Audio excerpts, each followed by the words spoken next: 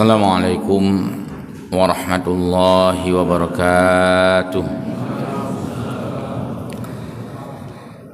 Alhamdulillahil qaili fi kitabihil karim. A'udzu billahi minasy syaithanir rajim. Innallaha wa malaikatahu yusholluna 'alan nabi. Ya ayyuhalladzina amanu sallu alaihi wa sallimu taslima. Allahumma salli wa sallim ala sayyidina Muhammadin sayyidil qail. La yu'minu ahadukum hatta akuna ahabba ilaihi min walidihi wa waladihi wan nasi ajma'in. Sadaqallahul azim wa sadaqa rasuluhul karim. Allah muslimin jamaah salat subuh, pencinta Masjid Jami' yang mulia, selalu kita memuji Allah Azza wa Jalla, dan itu sebuah nikmat yang sangat syahdu secara spiritual, senantiasa mengingat Allah dan memujinya. Ini benar-benar nikmat yang tidak terlihat, tetapi nikmat itu sangat terasa. Pada Rasulullah sallallahu alaihi wasallam kita menyampaikan salat wa salama, Rasul yang oleh Allah menyuruh kita untuk bersalawat kepadanya, sebagaimana yang kita bacakan tadi dalam surah Al-Ahzab. Innallaha wa malaikatahu yusalluna 'alan nabi. Sesungguhnya Allah, malaikat berselawat kepada nabi. Allah menciptakan nabi, tapi Allah berselawat kepada nabi yang diciptakannya. Allah khalik, nabi itu makhluk. Malaikat makhluk ciptaan Allah, bahkan lebih duluan ada daripada nabi, tapi malaikat pun berselawat kepada nabi. Kemudian Allah menyuruh kita sebagai manusia, sebagai hambanya, sebagai makhluknya, juga untuk berselawat kepada nabi. Sallu alaihi, berselawatlah kamu kepada nabi dengan selawat dan juga dengan salam. Dasar ayat inilah sehingga saat kita berceramah, saat kita menyampaikan tausiah, saat kita bermukaddimah, kita gunakan yaitu salat wa salama, itu dari ayat ini. Ya ayyuhalladzina amanu sallu, itu salawat, wa sallimu, itu salam. Maka ada salat wa salama. Mohon dibaca dengan benar. Yang satu adalah sad dengan tebal, yang satu dengan sin tipis. Sallu yang pertama, yang kedua salim. Jadi jangan sallu wa salim, terlalu banyak vitamin sad. Kadang-kadang baru fikir mangat fasih, ya rabbi salli alaihi wa sallim, nyan lebih vitamin sad. Jadi yang benar adalah sin yang pertama, itu pada taslim. Hamba Allah jamaah yang mulia, senantiasa masih dalam suasana umat Islam merayakan keagungan kelahiran beliau. Maka Nabi menyebutkan di dalam hadis yang tadi juga kita bacakan, la yu'minu ahadukum, tidak beriman seorang kamu. Dalam syarah-syarahnya dikatakan tidak sempurna. Artinya iman kamu masih terasa kurang. Dengan tebal, yang satu dengan sin tipis. Sallu yang pertama, yang kedua salim. Jadi jangan sallu wa sallim, terlalu banyak vitamin sad. Kadang-kadang baru fikir mangat fasih, ya rabbi salli alaihi wa sallim, nyan lebih vitamin sad. Jadi yang benar adalah sin yang pertama, itu pada taslim. Hamba Allah jamaah yang mulia, senantiasa masih dalam suasana umat Islam merayakan keagungan kelahiran beliau. Maka Nabi menyebutkan di dalam hadis yang tadi juga kita bacakan, La yu'minu ahadukum, tidak beriman seorang kamu. Dalam syarah-syarahnya dikatakan tidak sempurna, artinya iman kamu masih terasa kurang. Hatta akuna, sehingga aku ini, kata Nabi, ahabba ilaihi, kamu cintai kepadaku, kata Nabi, itu melampaui, melebihi cintamu kepada anakmu, cintamu kepada ayahmu, cintamu kepada kawan-kawanmu. Kalau cinta kita untuk ayah melampaui cinta kepada Nabi, kita belum menjadi orang yang beriman dengan sempurna. Masih banyak cinta ayah dengan cinta Nabi. Kalau ayah mencintai anak masih di atas cinta kepada Nabi, itu pun belum masuk kategori orang yang sempurna imannya. Kalau kita mencintai kawan-kawan kita, teman kita, kolega kita, sahabat kita, konco kita, atasan kita, bawahan kita, masih jauh kita cintai ketimbang kita cintai Nabi, pun itu kita belum termasuk orang-orang yang sempurna iman. Akan tetapi yang dimaksud oleh Nabi, kita jadikan Nabi pada nomor yang pertama, yaitu kita cinta kepada Nabi. Di bawahnya baru level cinta ayah, cinta anak, dan cinta kawan. Sering kadang saya sebutkan juga bahwa senandung yang sering diajarkan kepada anak-anak itu, pada anak-anak sekolah TK atau sekolah-sekolah kecil dulu kita, itu disebutkan urutan cinta, urutan sayang. Yang sering disenandungkan, 1-1 aku sayang ibu, 2-2 aku sayang ayah, 3-3 aku sayang kakak, 1-2-3 sayang semuanya. Yang disayangkan ini adalah sayang. Kenapa tidak ada Nabi di situ? Semestinya 1-1 aku sayang Nabi, 2-2 aku sayang ibu, 3-3 aku sayang ayah, 4-4 aku sayang kakak. Kemudian tambah sahabat 1, 2, 3, 4 sayang semuanya. Maka cocok dengan hadis Nabi. Saya ulangi lagi, la yu'minu ahadukum hatta akuna ahabba ilaihi. Berarti Nabi itu pada nomor 1. Maka yang benar itu perlu digubah. 1-1 aku sayang Nabi. Nyan kailub lang hadis. Ya apa boleh buat, mungkin yang menulis itu saat dia konsep syair itu lupa membaca hadis tentang la yu'minu ahadukum hatta akuna ahabba ilaihi min walidihi wa waladihi wan nasi ajmain. Yang lain sudah benar sesuai dengan hadis Nabi. Walidihi artinya ayah dan ibu, walaupun di sana disebut walid, ayah, maksudnya ayah dan ibu. Kemudian wawaladihi, ayah ke anak, sudah sesuai semua.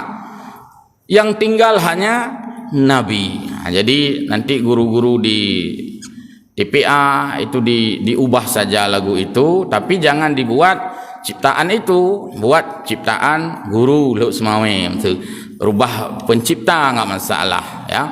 Hamba Allah muslimin jamaah yang berbahagia. Kita juga ingin menjadi pengikut Nabi. Dan setelah salat banyak di antara kita membacakan doa, yaitu Allahumma rzuqna mutaba'atan nabiyya sallallahu alaihi wasallam. Ya Allah, jadikan aku pengikut Nabi, jadikan aku pencinta Nabi, di mana Rasul adalah patron, di mana Rasul adalah acuan, di mana Rasul adalah istilah orang-orang buat regulasi, blueprint, buku hijau. Buku hijau artinya sesuatu yang menjadi acuan. Kita sering mendengar istilah blueprint dulu. Ada pembangunan, ada rehabilitasi. Tidak boleh jauh daripada panduan blueprint. Nabi adalah blueprint kehidupan. Artinya patron, acuan. Orang-orang tukang rumah itu ketika ingin membangun tiang supaya tiangnya bulat, tiang bulat, maka dia menggunakan mal yang bulat, menggunakan acuannya atau cetaknya yang bulat. Kenapa malnya bulat? Karena yang dia inginkan adalah nanti akan jadi tiang yang bulat. Maka orang yang kepingin tiangnya itu petak, bersegi, dia gunakan mal yang bersegi, kayu yang bersegi, papan. Jadi yang diinginkan oleh mal itu melahirkan sesuatu yang dicetak. Maka kalau kita ingin menjadi orang baik, maka kita menggunakan cetak, menggunakan mal. Nabi sallallahu alaihi wasallam adalah mal kehidupan. Maka kita menjadikan Rasul itu sebagai uswatun hasanatun, yang di dalam kitab-kitab tafsir diberikan makna uswatun hasanatun, qudwatun salihatun, yaitu ikutan kebaikan. Allah, jamaah salat subuh yang berbahagia, seberapa jauh kita jadikan Nabi sebagai blueprint kehidupan? Itulah dalam doa yang tadi sebagai lanjutannya, awwalau wa akhirah wa zahiran wa batina wa qawlan wa fi'la wa ta'atan wa ibadatan wa amalan salihan wa adah. Itu acuan, itu blueprint. Yang pertama kita mohon pada Allah, ya Allah jadikan kami pengikut Nabi awwalau wa akhirah, keadaannya di awal dan juga keadaannya di akhir. Bisa makna awal itu adalah kita. Ya Allah, ketika kami masih muda, jadikan kami sebagai pengikut Nabi. Ketika kami nanti sudah sampai dengan tua pun bertahan, eksis menjadi pengikut Nabi. Artinya istiqamah pengikut Nabi. Itu kalau awalau wa akhirau kita jadikan sebagai makna kepada kita. Yang kedua, kita kembalikan makna awalau wa akhirau kepada Nabi. Ya Allah jadikan kami pengikut Nabi. Nabi yang bagaimana? Nabi Muhammad yang di waktu kecilnya kami ikuti, di waktu remajanya kami ikuti, di waktu mudanya kami ikuti, di waktu tuanya, di waktu Nabi sudah di akhir-akhir kehidupannya, itu awalau wa akhirau. Semuanya kita ingin mengikuti sosok beliau sepanjang masa. Maka untuk ini kita mesti memperbanyak referensi, acuan bacaan untuk mengenal potret Nabi. Sering tak baca masalah Nabi, tergambar Nabi di hadapan kita seolah-olah beliau hadir. Maka para ulama menulislah tentang riwayat-riwayat Nabi. Hadirnya kitab Al-Barzanji untuk menceritakan kehidupan Nabi dan keindahan sejarah Nabi. Hadirnya kitab Dalail Khairat yang pada ujungnya ada qasidah burdah juga menggugah kita untuk bicara tentang kehidupan Nabi. Hadirnya Na'at Nabi Lam Yahtalim Qatutaha dan sebagainya untuk menceritakan bagaimana keunggulan dan keutamaan Nabi. Hadirnya Senandung As-Subhu Bada Min Tal'atihi dan sebagainya juga untuk bercerita tentang Nabi. Hadirnya salawat-salawat dalam berbagai untayan gubahan, susunan kata, susunan daripada syair juga menceritakan bagaimana keindahan Nabi. Dan hadirnya kitab Syama'ilun Nabi, artinya totalitas daripada pribadi Nabi. Yang ini sudah trendy sekarang, kitab-kitab Syama'ilun Nabi, karena banyak dijual melalui online. Itu adalah menceritakan tentang bagaimana kehidupan pribadi Nabi. Nabi hidupnya sangat indah di waktu kecil, di waktu muda, di waktu tua, di waktu menjelang daripada akhir hayat beliau, semuanya indah. Maka dikatakanlah awalau wa akhirah. Maka cukup beda dengan kitanya fluktuatif. Kita sangat fluktuasi, hanya bertahan kitanya. Sebahagian kita bagus di waktu kecil-kecil dulu. Mata ubutnya cukup cuma ni, kai nak tukang tak clear ika. Kita terjadi perbedaan situasi. Sebahagian kita tidak bagus di waktu muda. Belakangan waktu tua baru kita menjadi bagus. Di waktu muda di antara kita ada yang mungkin pah pantiun keun je babak masjid ucap pantiun. Nah, ini adalah fluktuasi. Sedangkan Nabi eksis selamanya. Sama itu, yaitu selalu bertahan di dalam kebaikan. Secara zahir kita mengikuti Nabi. Zahir kita adalah zahir sebagai sosok, sebagai profil yang mengikuti, bersih batin. Maka kita pengikut Nabi tidak hanya menjadi orang yang bersih zahir, tapi diiringi juga dengan bersih batin. Itu kalau kita kembalikan makna untuk kita. Kalau makna itu kita sandarkan kepada Nabi, ya Allah jadikan kami untuk mencontoh Nabi secara zahirnya Nabi. Jadikan pula kami mencontoh Nabi secara batinnya Nabi. Karena Nabi tidak pernah berburuk sangka. Nabi tidak pernah iri hati. Nabi tidak pernah dengki dan sebagainya. Jadi zahir dan batinnya itu adalah acuan bagi kita. Kemudian qaulau wa fi'la. Kalau kita jadikan makna qaulau wa fi'la untuk kita yang doa, yang berdoa, ya Allah semoga bicaraku adalah bicara yang seirama dengan apa yang diajarkan Nabi, dan demikian juga perbuatanku semoga aku menjadi pengikut Nabi. Kalau makna itu untuk kita. Kalau yang kita maksudkan zahira wa batina, qaula wa fi'la itu kepada Nabi, ya Allah jadikan aku mencontohi ucapan Nabi.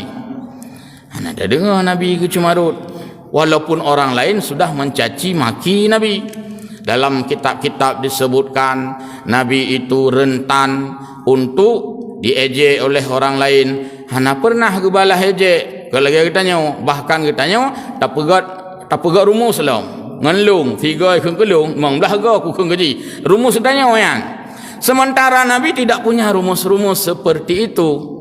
Ketika dilempar dengan tai unta oleh orang-orang kafir Quraisy saat itu karena membenci Nabi, karena belum familiar dengan iman dan Islam yang dibawa Nabi, juga tidak pernah tertulis bahwa Nabi membalasnya. Hana beda dengan kita, kadang-kadang kita berlaku seperti dalam tata bahasa peribahasa. Irham tanya ngan bada tarham ji ngan nuga.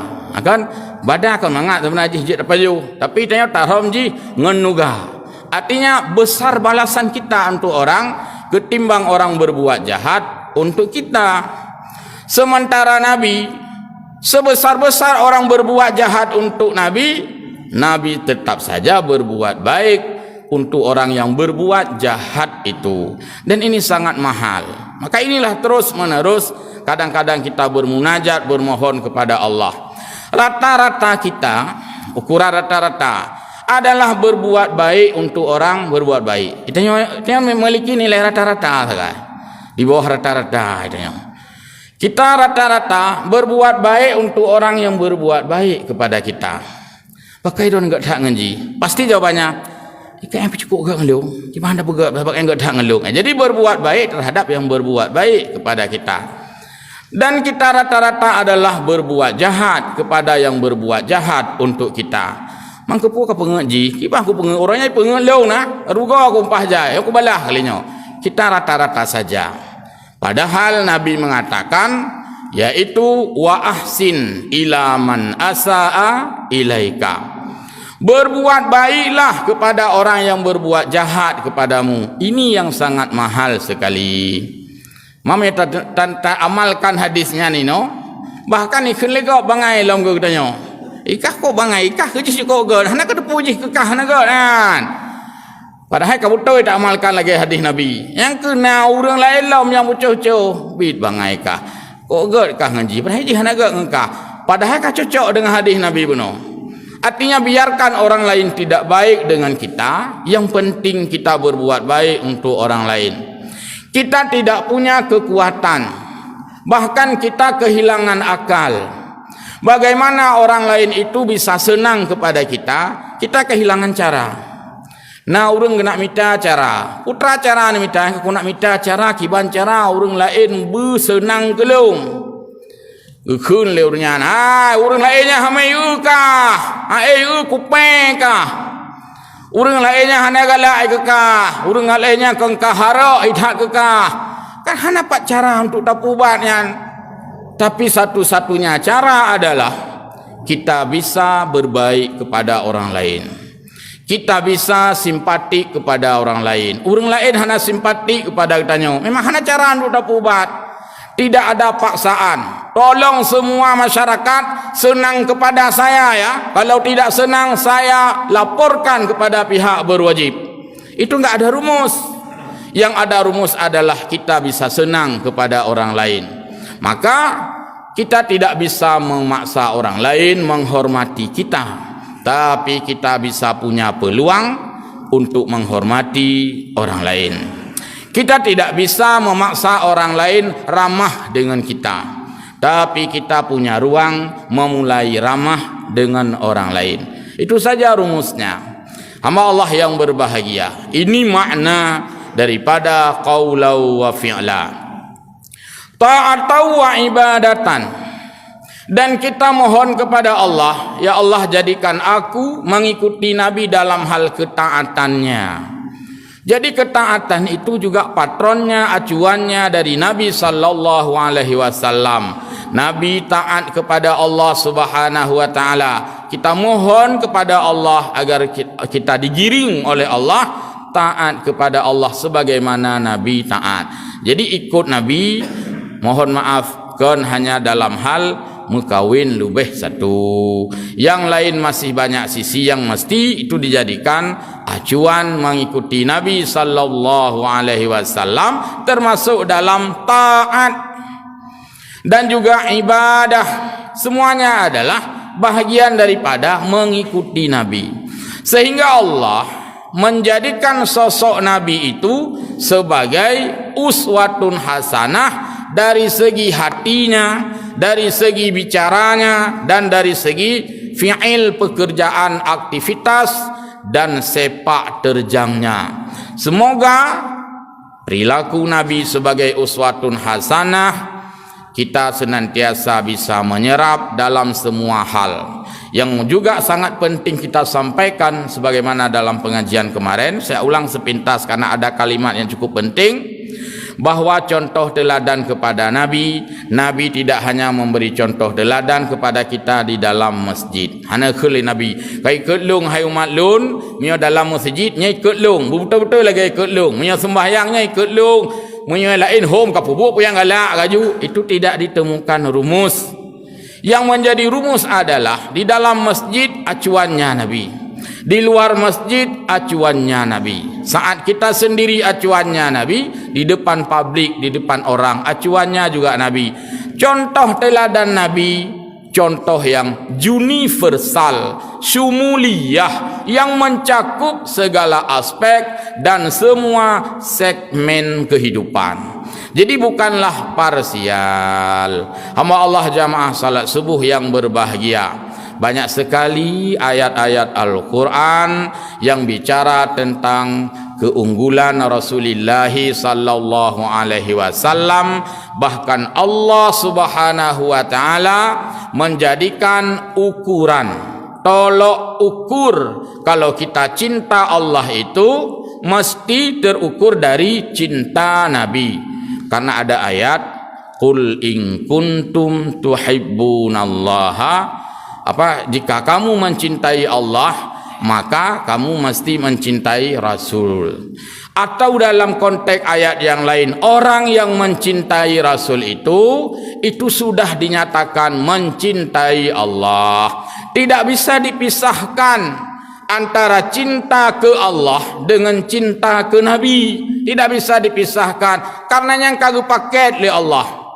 Lihat pada tasyahud paket asyhadu an la ilaha illallah, langsung paket wa asyhadu anna muhammadar rasulullah, hilang salah satu, hilang paket.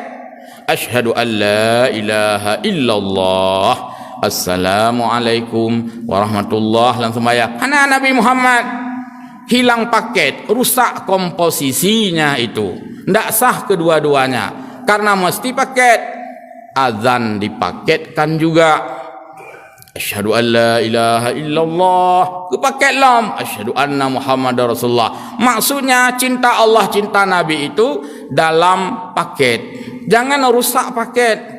Kalau rusak salah satu, dianggap kedua-duanya tidak. Allah tidak mengakui kita cinta kepadanya tanpa kita cinta kepada Rasulnya. Karena yang menyuruh cinta kepada Rasulnya adalah Allah Subhanahu wa ta'ala. Jadinya ngepaket kedua oleh Allah. Sehingga di dalam pertanyaan pun paket juga. Namar rabbuka, siapa Tuhanmu? Jawabannya Allah. Nawaman nabiyuka, siapa nabimu? Nabi Muhammad. Paket zid. Jadi hana yang lepas daripada paket. Semoga kita menjadi orang-orang yang bisa senantiasa berada di dalam paket cinta Allah dan paket cinta Nabi, dan melalui momentum suasana peringatan Maulid Nabi menyegarkan kembali kita untuk terngiang-ngiang dalam ucapan Nabi dan merindukan kehadiran Nabi di dalam sejarah-sejarah dan juga di dalam sunnah-sunnah Nabi. Semoga kita sebagai umat Islam yang cinta kepada Nabi itu tidak pernah melupakan hari yang bersejarah, terutama di dalam bulan Rabiul Awal. Amin ya rabbal alamin. Wallahul muwaffiq ila aqwamit thariq. Wassalamualaikum warahmatullahi wabarakatuh.